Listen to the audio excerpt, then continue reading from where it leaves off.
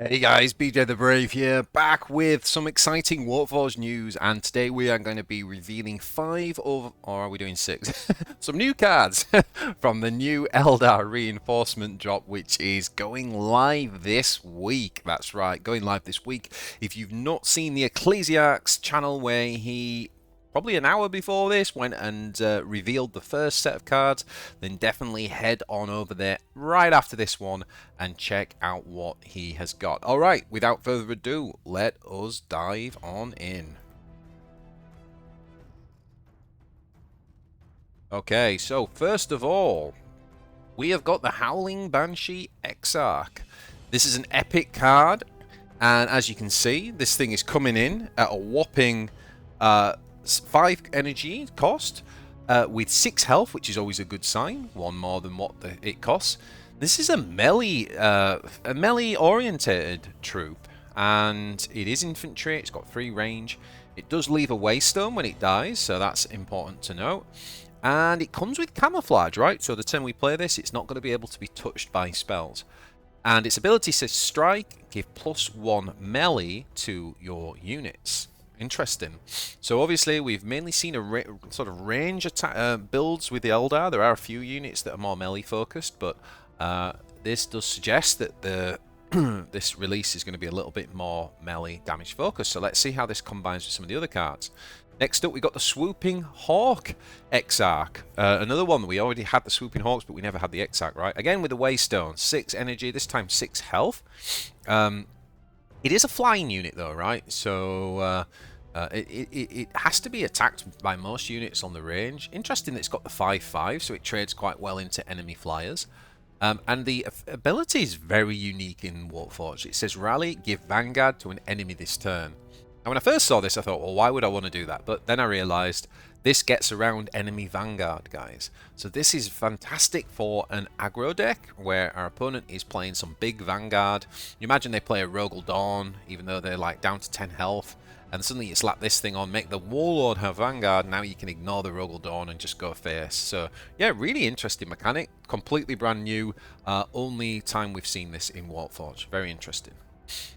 Alright, next up, we've got the Night Spinner. Now the Night Spinner says flying sniper blast 3. So we've got a 7 energy costing unit that has 8 health, which is flying. So that's pretty good on the defense, right? They will have to, most units will have to attack into the 6 range because of the flying. So that's, I'm not too worried about the 2 melee. And then again, when we get to attack, we've got sniper. So we're not taking any damage back if we can clear the unit, and then blast 3 as well. This is really interesting. Yeah. This is also a common card, right? It obviously doesn't do anything on the turn it arrives. That's the main downside, but it doesn't seem too bad to me. Interesting. Alright, next up we've got our legendary card, Urella the Huntress. Waystone again, and again 7 cost. We got a flying unit, 7 health, and that 5/5 again, making it difficult to be kind of trick the trade even from enemy flyers. This is when and it comes with concussive. So anytime this gets attacked or attacks itself, it's got concussive. I quite like that on a flyer. I don't know, have we seen that before on a natural flyer? I'm not sure we have. Anyway, it says when an enemy receives stun, so that can be from this unit or others, deal 3 damage to it. Interesting. So the stun itself is an extra 3 damage. You can imagine playing a Banshee Mask, which deals 3 and stuns. That suddenly becomes deal 6 combined with this card. Very, very interesting. Okay, next up we've got the Craftworld Convergence. I love this card, guys. It's an epic, but it says choose 1. Gain 2 Spirit Stones, deploy a Veteran Guardian, which would cost 2, or draw 2 cards. Love it.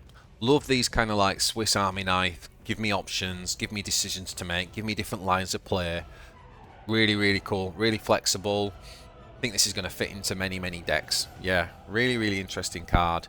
And we needed some kind of card draw, right, in Eldar as well. So having the extra card draw option, draw 2 cards for 2 is really, really good. Yeah. And last but not least, we've got the Graceful Avoidance. It says, give backlash, return to your hand, friendly troop. Now, I absolutely love this. It says troops, that can be infantry, it can be vehicles. What I love about this as well is anyone who's tried to make fire and fade work knows that one of the dilemmas you've always got is like, even though you've got a unit's damage, do you take it off the board and bring it back to your hand? You're kind of like, well, my opponent doesn't have to be forced to trade with it, which is a big tactic in the game. This gets around that, right? You just stick this on like you would with a fire and a fade and go, all right, it's up to you to finish it. Still got to deal with it, and then it just comes back into your hand. So you basically get the full value of the card. It kind of gives you the fire and fade idea, but with the full value of the card. I really like this Graceful Avoidance. This is a common card as well, and I'm really keen to try it. It looks like we're opening up some more flyer-based decks, and with this sort of trick and the kind of previous card, the kind of flex epic, looks like Saim-Han are getting some really good tools to add to their kit. So that's it from me, guys. Let me know what you think. Looking forward to the full release. I am actually about to go on holiday for a week, so I won't be able to do too much content. But I hope this has been. Hope you've enjoyed this. Like and subscribe, and guys, have fun with the new Eldar. I'll see you when I get back.